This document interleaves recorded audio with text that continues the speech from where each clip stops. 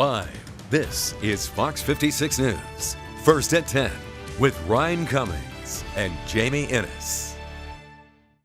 First at 10 tonight, we are tracking severe weather across the viewing area. This tornado video shot by John Brucklacker was sent in from Lycoming County earlier tonight. Fox 56's Jade Jarvis is there. So Jade, I know it's dark outside. Have you seen anything out there? Well, Jamie, we haven't seen anything so far. It's so dark out here in such a rural area. But what we do know is that a tornado was observed in this area 5 miles north of Buttonwood around 5 o'clock this evening. According to the National Weather Service, it was moving around 25 miles per hour east. And we don't know much about the track or the wind speed yet. That will have to be determined by a team from the National Weather Service who will likely come out here tomorrow. But I want you to take a look at this video. It was sent in by John and Celeste Brucklacker from their home in Liberty.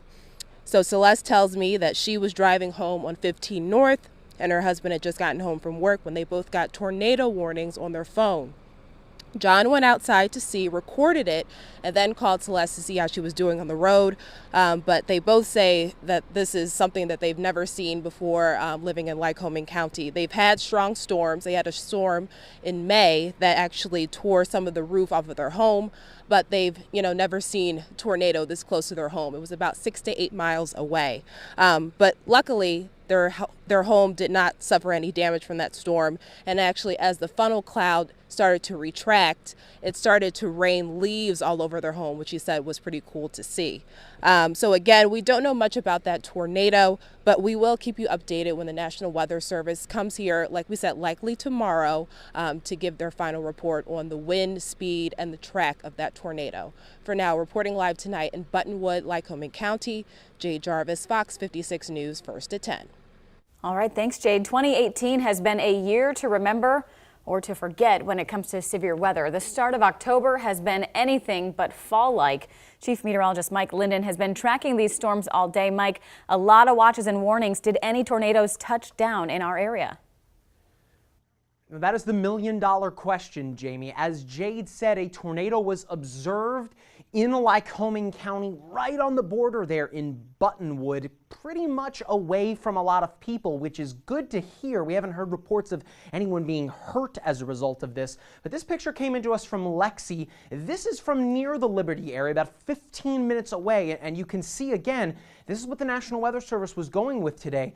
This is an observed tornado. You can confirm that this is indeed a funnel cloud. Whether or not, again, it touched the ground, it seems very, very likely. But as Jade mentioned, they are going to have to get out there soon and determine the track, the strength. There's still so much that needs to be done. But we are certainly looking at an active day that is far from over. A lot of rainfall exiting the region, but coming up, I will show you how we are likely to spend the remainder of the work week. All right, thank you, Mike. For the second time in 2 days, the Monroe County Courthouse had to be evacuated because of a bomb threat. It's the 7th threat since May. Fox 56's Jade Jarvis was busy today. She's got the 911 call with the voice police are hoping you'll recognize. Jerry and Nadine Urenko came to the Monroe County Courthouse today to file an appeal, but they weren't expecting to run into so many obstacles. All the roads completely around the courthouse were blocked off with yellow tape. There were patrol cars on every street. And this, dozens upon dozens of jurors standing outside in the pouring rain, waiting to be let back in after yet another bomb threat. It's the second in 2 days and the 7th since May. It's annoying, it's frustrating for the people who come here and work, and got to evacuate and just catch him, her, him, whoever. Now detectives in the Monroe County District Attorney's Office are asking if you know the woman who made these phone calls last month from Pocono Township.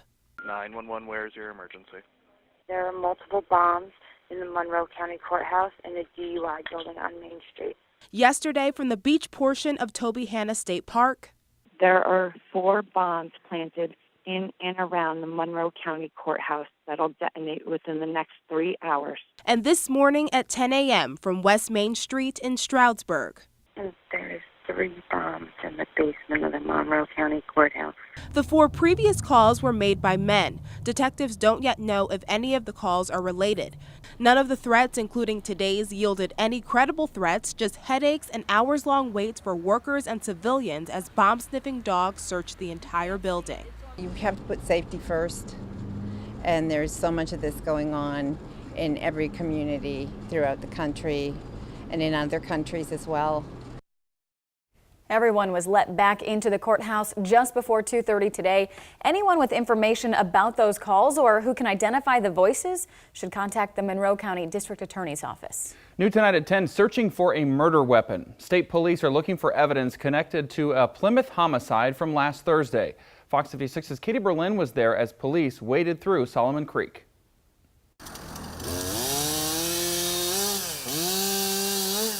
Looking for evidence. State police combed through foliage and debris at Solomon Creek in Hanover Township. The Township Road Department says they were called to help search for a murder weapon. A gun tied to Thursday's Plymouth homicide, tossed into the water. If he threw it in the river, it could be, the creek, it could be halfway downstream by now.